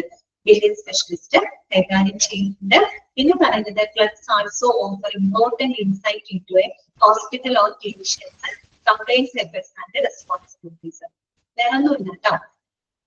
ബില്ലിംഗ് സ്പെഷ്യലിസ്റ്റ് എന്ന് പറയുമ്പോൾ ഫിനാൻസ് സംബന്ധമായിട്ടുള്ള കാര്യങ്ങൾ ചെയ്യുന്നുണ്ട്. അവരൊരു ബാക്ക്-എൻഡ് സപ്പോർട്ടിൽ പ്രവർത്തിക്കുന്ന ആളുകളാണ്. തുടക്കത്തെ പോയിന്റുകൾ നിങ്ങൾക്ക് നോട്ട് ചെയ്ത് വെച്ചാൽ മതി കേട്ടോ. പ്രിപ്പയറിംഗ് ബിൽസ് ആൻഡ് ഇൻവോയ്സസ്, ബില്ലുകൾ തയ്യാറാക്കുന്നത് ആരാണ്? ബില്ലിംഗ് സ്പെഷ്യലിസ്റ്റ് ആണ്. അതുപോലെ മെയിൻറ്റെയിനിങ് ഫിനാൻഷ്യൽ റെക്കോർഡുകൾ അവർ മെയിൻറ്റെയിൻ ചെയ്യുന്നുണ്ട്.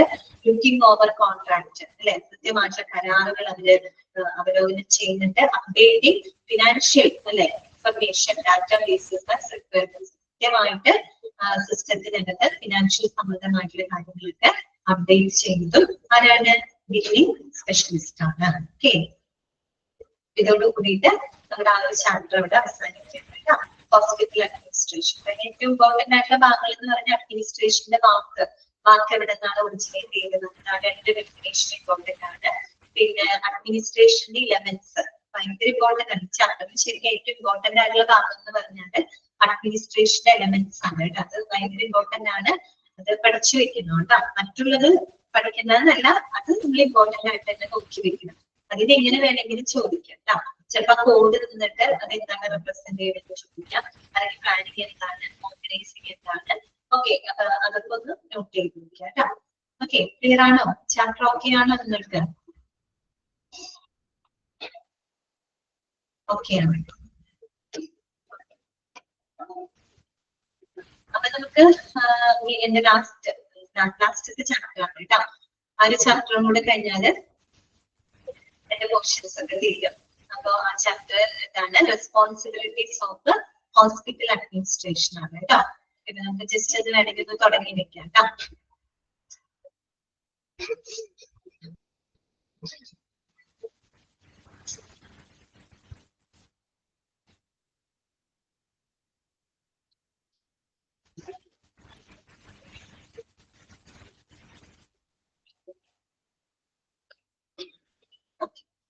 ഫോർത്ത് മൊഡ്യൂളിലെ ചാപ്റ്റർ ആണ് കേട്ടോ. 4ാമത്തെ മൊഡ്യൂളിന്റെ 10ാമത്തെ ചാപ്റ്റർ ആണ് കേട്ടോ. ഇതാണ് റെസ്പോൺസിബിലിറ്റീസ് ഓഫ് ഹോസ്പിറ്റൽ അഡ്മിനിസ്ട്രേഷൻ കേട്ടോ. അപ്പൊ നമ്മളിപ്പോ ഹോസ്പിറ്റൽ അഡ്മിനിസ്ട്രേഷൻ പഠിച്ചില്ലേ? അതുമായിട്ട് കുറെയൊക്കെ കണക്ഷൻസ് ഉണ്ട്. അതൊക്കെ അതും ഇത് ഒന്നിച്ച് പഠിക്കുന്നത് കുറച്ചും കൂടെ ഒരു എന്താ പറയാ ആ ഒരു ഫ്ലോ കിട്ടാനൊക്കെ നല്ലതായിരിക്കും കേട്ടോ. ഓക്കെ, അപ്പൊ റെസ്പോൺസിബിലിറ്റീസ് ഓഫ് ഹോസ്പിറ്റൽ അഡ്മിനിസ്ട്രേഷൻ എന്ന് പറഞ്ഞാൽ പക്ക തിയറിയാണ് കേട്ടോ. ഫുൾ തിയറി ഉള്ള ഒരു ചാപ്റ്റർ ആണ്. ഇത് കാണുമ്പോൾ നിങ്ങൾ നോക്കണ്ട, പേടിക്കുന്നുണ്ട്, കുഴപ്പമില്ലാത്തൊരു ചാപ്റ്റർ ആണ്. പിന്നെ എന്താണെന്ന് വെച്ചാൽ നമ്മള് 5 അതായത് അഡ്മിനിസ്ട്രേഷൻ റോളുകൾ ചെയ്യുന്ന 5 പേരുടെ റെസ്പോൺസിബിലിറ്റി ആണ് നമ്മൾ ഈ ചാപ്റ്ററിനകത്ത് പഠിക്കുന്നത് കേട്ടോ. ഓക്കെ, ഹോസ്പിറ്റൽ അഡ്മിനിസ്ട്രേഷൻ എന്ന് പറയുമ്പോൾ അതിൽ അഡ്മിനിസ്ട്രേഷൻ റോളുകൾ കൈകാര്യം ചെയ്യുന്ന ഒരു 5 പേരുടെ 5 പേരുടെ റെസ്പോൺസിബിലിറ്റികളാണ് മെയിൻ ആയിട്ട് നമ്മൾ ഈ ചാപ്റ്ററിനകത്ത് പഠിക്കുന്നത്. അതിൽ ഒരാള് നമ്മളിപ്പോ പറഞ്ഞ, അതായത് നമ്മുടെ ഹോസ്പിറ്റൽ അഡ്മിനിസ്ട്രേറ്റർ. ഓക്കെ, പിന്നെ വന്നിട്ടുണ്ട് ഔട്ട് പേഷ്യന്റ് സെക്രട്ടറി. ഓക്കെ, ഇതൊക്കെ അഡ്മിനിസ്ട്രേറ്റീവ് റോളുകൾ കൈകാര്യം ചെയ്യുന്ന ആളുകളാണ് കേട്ടോ. Out patient secretary. പിന്നെ മൂന്നാമത് വന്നിട്ട് medical secretary. Okay, medical secretary. പിന്നെ നാലാമത് out patient department executive, OPD executive എന്ന് പറയുന്നത്. OPD executive. അഞ്ചാമത്തത് നമ്മുടെ പേഷ്യന്റ് കൗൺസിലർ. അങ്ങനെ 5 പേരുടെ റെസ്പോൺസിബിലിറ്റി ആണ് ഈ ചാപ്റ്ററിനകത്ത് പഠിക്കുന്നത്. പിന്നെ നമ്മൾ കോമൺ ആയിട്ട് ഇത്തരത്തിലുള്ള നോൺ ക്ലിനിക്കൽ ജോബുകൾ, അതായത് അഡ്മിനിസ്ട്രേറ്റീവ് ജോബുകൾക്ക് വേണ്ട ബേസിക് ആയിട്ടുള്ള സ്കില്ലുകൾ എന്തൊക്കെയാണ്, അതോട് കൂടിയിട്ടാണ് ആ ചാപ്റ്റർ അവിടെ അവസാനിക്കുന്നത് കേട്ടോ. അത്രയേ ഉള്ളൂ ആ ചാപ്റ്ററിനകത്ത്. വേറെ തിയറി ആണ്, പക്ഷെ എന്താണ്, ഈ 5 പേരുടെ റെസ്പോൺസിബിലിറ്റി അഡ്മിനിസ്ട്രേഷനുമായിട്ട് ബന്ധപ്പെട്ട 5 റോളുകളാണ്. അഡ്മിനിസ്ട്രേറ്റർ ഉണ്ട്, അതുപോലെ OPD എക്സിക്യൂട്ടീവ് ഉണ്ട്, out patient secretary, medical secretary, patient councillor. ഈ 5 പേരുടെ ഡ്യൂട്ടീസ് ആൻഡ് റെസ്പോൺസിബിലിറ്റീസ് ആണ് പഠിക്കുന്നത്. ഓക്കെ, അപ്പൊ നമുക്ക് ആദ്യത്തെ ജസ്റ്റ് ഒന്ന് വായിച്ചു വെക്കാം കേട്ടോ. ഒന്നാമത്തെ എന്താണ്, non clinical jobs R necessary four a multitude of departments in a hospital or health care center. These administrative roles could see you working in different departments in a hospital. Okay, ഇതെന്നൊക്കെ പറഞ്ഞാൽ non clinical ജോബാണ്. Administrative job എന്ന് പറഞ്ഞാൽ non clinical ജോബുകളാണ് അല്ലെ. Okay, അപ്പൊ ഇത്തരം ജോബുകൾ പല ഡിപ്പാർട്ട്മെന്റിലും നമുക്ക് കാണാനായിട്ട് പറ്റും.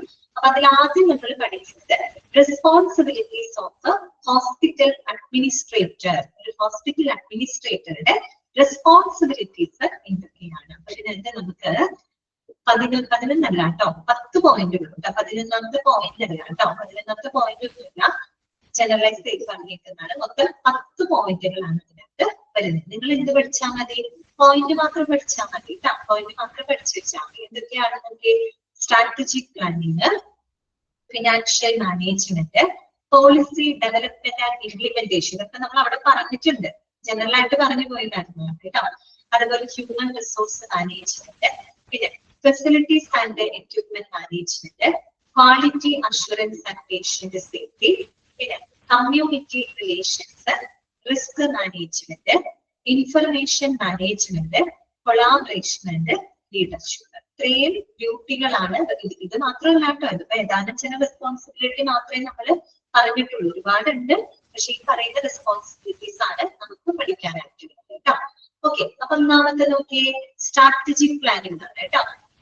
സ്ട്രാറ്റജി എന്ന് പറഞ്ഞാൽ തന്നെ എന്താണ്, തന്ത്രങ്ങൾ എന്നുള്ളതാണ് അല്ലെ. സ്ട്രാറ്റജിക് പ്ലാനിങ് നേരത്തെ അവിടെ പറഞ്ഞു അല്ലെ. എന്താണ്, അതായത് ഒരു ഭാവിയിൽ ഹോസ്പിറ്റലിന്റെ ആ ഒരു ഗ്രോത്ത് അല്ലെങ്കിൽ അതിന്റെ സക്സസ് അല്ലെ, അതിന് വേണ്ടിയിട്ട് നമ്മൾ ലോങ് ടേം ആയിട്ട് തന്നെ എന്ത് ചെയ്യണം, അതിന് വേണ്ടിയിട്ടുള്ള പ്ലാനിങ്ങുകൾ നമ്മൾ ചെയ്യണം അല്ലെ, അല്ലെങ്കിൽ സ്ട്രാറ്റജികൾ നമ്മൾ ഡെവലപ്പ് ചെയ്യണം. ഓക്കെ, ഇത് അവസാനിപ്പിക്കാം. വലിയ അധികം സംസാരിക്കാനായിട്ട് പറ്റുന്നില്ല. നമുക്കിത് അടുത്ത ക്ലാസ്സിൽ തുടങ്ങാം കേട്ടോ. ഓക്കെ, കഴിഞ്ഞ ക്ലാസ് ഉണ്ടായിരുന്നു, ഇത് അടുപ്പിച്ച് വരുമ്പോഴേ ചിലപ്പോ ഭയങ്കര സൗകര്യം തോന്നും. അപ്പൊ ഇനി ഇത്രയും മതി കേട്ടോ.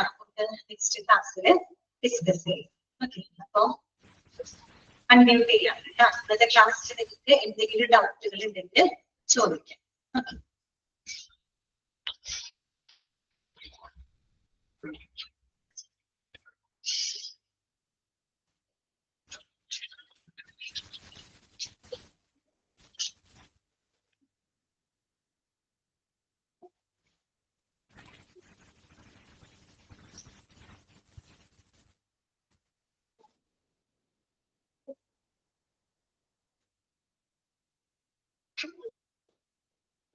ഓക്കെ, വേറെ ഡൗട്ട്സുകളൊന്നും നിങ്ങൾക്ക് ഇല്ലല്ലോ?